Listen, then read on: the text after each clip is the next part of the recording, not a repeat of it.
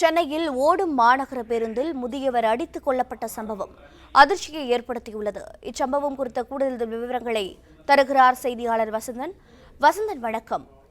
எப்படி ஓடும் பேருந்தில் இந்த சம்பவமானது நிகழ்ந்தது? உயிரிழந்த நபரின் விவரம் என்ன? மேலும் குற்றப்பின்னணியில் யாரேனும் கைது செய்யப்பட்டிருக்கிறார்களா? தகவல்களை பதிவு செய்யலாம். வணக்கம். சென்னை தாம்பரத்தில் இருந்து வடபழனி நோக்கி சென்ற பேருந்தில் இளைஞர் ஒருவரால் வயதான ஒரு பெரியவர் அடித்து கொலை செய்யப்பட்டிருக்கிறார். அதாவது சென்னை தாம்பரம் அடுத்த படப்பை சர்ப்பனஞ்சேரி பகுதியை சார்ந்தவர் சந்திரசேகரன்.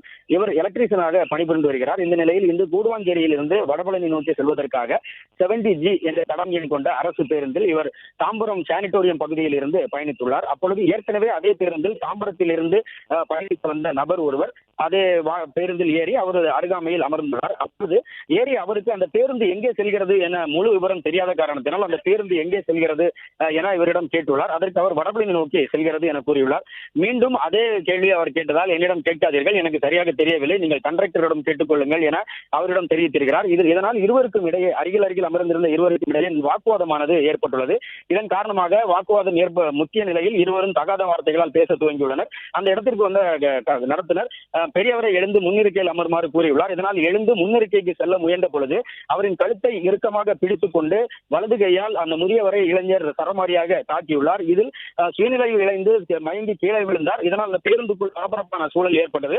உடனடியாக அங்கிருந்த சக பயணிகள் அந்த முதியவரை மீட்டு குரோம்பேட்டை அரசு மருத்துவமனைக்கு அனுப்பி வைத்தனர். அது மட்டுமின்றி அந்த தாக்கிய நபரையும் பிடித்து வைத்துவிட்டு காவல்துறையினருக்கு தகவல் தெரிவித்தனர். சம்பவ இடத்திற்கு வந்த காவல்துறையினர் அவரை கைது செய்து காவல் நிலையம் அழைத்து சென்றனர். முதல்கட்ட விசாரணையில் அவர் வயது 25 என்பதும் அமர்நாத் என்ற பெயர் கொண்ட அவர் இதே பகுதியில் தாம்பரம் சுற்றுவட்டார பகுதியில் கொத்தனார் வேலை செய்து வருவதும் தெரிய வந்தது. தகவல்களுக்கு நன்றி வசந்தன். பிளே ஸ்டோர் மற்றும் ஆப் ஸ்டோரில் இருந்து பாலிமர் செயலியை QR கோடு மூலம் பதிவிறக்கம் செய்யுங்கள். செய்திகளை உடனுக்குடன் பெறுங்கள்.